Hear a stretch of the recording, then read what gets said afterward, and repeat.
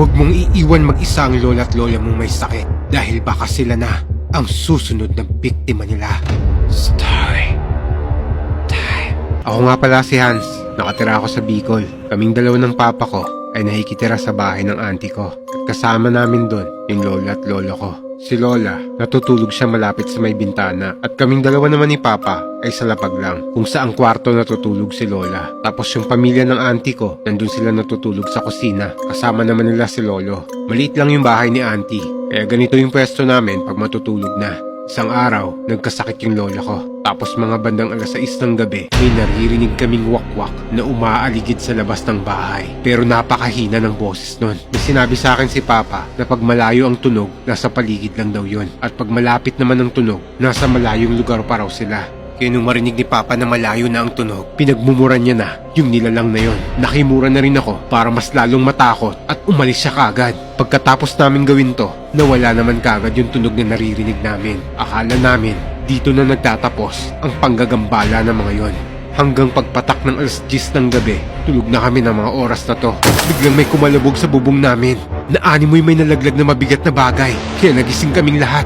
Mukhang yan din yung halimaw kanina. Kumuha ka ng mga goma dun. Sige po pa. Apo, hulin mo na rin yung itak ko. Sa puntong to, naalarma na kaming lahat at sigurado kaming ibang nilalang yung bumagsak sa bubong namin. Pagkuha ko ng mga goma, sinunog ni Papa yun para mangamoy at hindi sila basta-basta makalapit sa amin. Maya-maya lang, biglang tumahimik ang paligid. Lumabas si Lolo at Papa sa may tapat ng pinto at sinilip nila yung bubong namin. Pero wala silang nakita na kahit ano. Matapos to, bumalik na kami sa higaan namin. Pero hindi pa lumalalim ang mga tulog namin. Biglang nakarinig kami ng kaluskos na nanggagaling sa bintana. Sinilip ni Papa kagad yun sa may butas. Tapos nakita niya isang pusang itim na nagpupumilit makapasok sa bintana kung nasaan nakapwesto si Lola. Lumabas kagad kami at pumulot ng bato si Papa. Tapos binato niya yung pusang itim na yon at tinamaan niya yun sa may paa. Dali-dali namang tumakbo yung pusang yun pagkalaglag niya. Kinabukasan, pumunta yung asawang babae ng kapitbahay namin sa may tapat namin para kumuha ng mga halamang gamot. May mga halaman kasi sa tapat namin. Tinanong namin yon kung para saan yung mga halamang kinukuha niya. Ang sagot nun sa amin, nagkaroon daw kasi ng pila yung asawa niya. Dito na mas luminaw sa amin na baka nga totoo ang usap-usapan sa baryo na baka aswang talaga silang mag-asawa. Kasi yung pusang binato ni Papa kagabi sa paa tinamaan. Tapos yung asawa niya biglang nagkapilay kinabukasan. Hanggang makita nga namin yon nang dumaan kami sa bahay nila at iika-ika yun maglakad. Makalipas ang ilang buwan, yung lolo ko naman yung nagkasakit dahil nagkaroon ito ng malaking sugat sa tuhod niya para maging dahilan ng pananatili niyang paghiga lagi sa kama. Isang araw, habang nag-uusap kami ni Papa, mga bandang 6:00 ng gabi sa labas ng bahay namin, dumaan yung matandang iika-ika at pinaringgan ni Papa yung matandang yon. Buti na lang wala pang aswang na umaaligid dito. Gabi na oh. Sakto pa naman may sakit si tatay.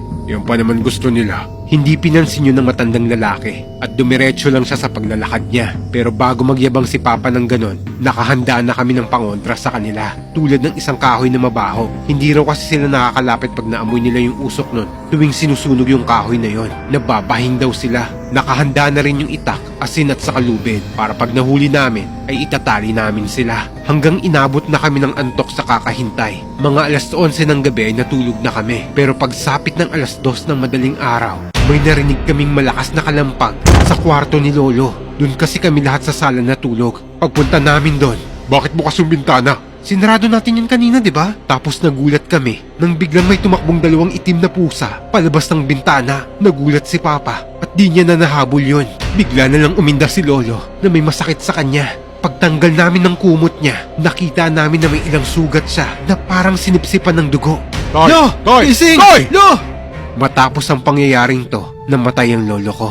Nung araw na ililibing na si Lolo at napadaan kami sa tapat ng bahay ng 2 matandang hinihinalang aswang, bigla nun sinarado yung bintana nila. Hindi kami makapaghiganti dahil hindi namin alam kung sila ba talaga yung 2 pusa na yon. Pero pagkalipas ng 2 taon, namatay din yung 2 matanda na yon. Ang bali-balita nung namatay daw sila, may nakita daw na bangkay ng 2 kulay itim na sisiw sa bahay nila. Mukhang hindi nila napasa yung sumpa. Mukhang wala nang sumunod sa pagiging aswang nila.